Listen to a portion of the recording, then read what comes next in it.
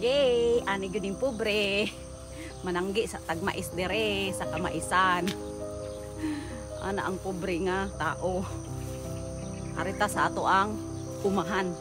Mamunlay tag sayo. Sang bunlay dire.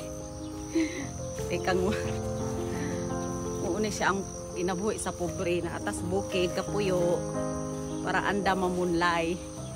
This is how the haciendera lady. Look at that. Mais. Arita sa kamaisan. Mananggi tag mais para natay kanon. Ato ning pwede lungagon ang mais. I know how to plant corn because I grew up as a farmer. And you know what is corn? Itanim mo lang ito siya. Ito oh. This one has the granules inside. You can cook this like this, the whole corn. Everybody knows it. But we often use this growing up like yung kanin ba? Ano bang ano sa kanin? Kanin rice. Ginawang kanin ba yung mais? Ano ba tawag doon? Food. Main source of food. Growing up, we eat like this.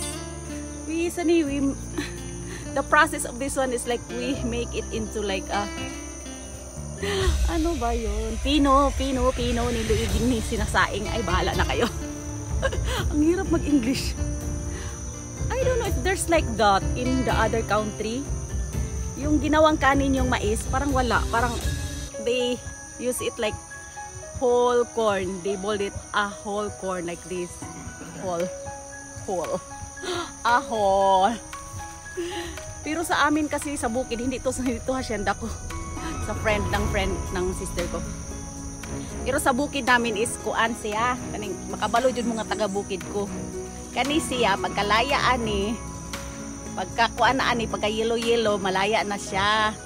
So sanggion na siya. Pag human og sanggi niya, kani kuhaon ni siya isa-isa. Pagka humay isulod sa sako, tapos ibutang sa daprin, tapos panitan siya. Pag magpanit, lubuon dayon siya. Kabalo mo sa lubo, kabalo ang taga bukid ani. You remove that. Tanggalin yung ano, yung isa-isang ano. Basta mahabang proseso kaya yung magawa ng kanin na mais. Lubuon siya na pa may lubuan nga kanang magbangguran siya. Manggilingkod mi atong kusina nga naiba ni grumlon, tapos lubuon siya. Pag maglubo ana, ibula din sa gawas, ihikyad sa init ang mais nga nilubo. Pagkahuman, pagkauga kayo siya, hipuson din siya, tapos galingon. Asa siya galingon siya sa bato. Kana po among gamit dito sa bukid sa Zamboanga. Galingon ba? Kanang anak ba? You make them into a kanin. Mais na kanin.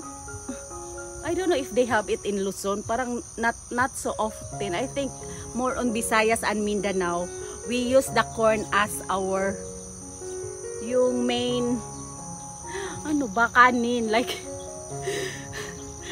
rice, like you put it in a sack and then with a small little granules we made this corn into a kanin. Ano bang English sa kanin? Please comments down below. Hindi ko alam food. It's not food. What is kanin? Kanin, specific kanin. Kanin is like rice only and the corn. You can make it a kanin. Ano? Ang hirap po mag-English guys. Grade 1 lang po ako.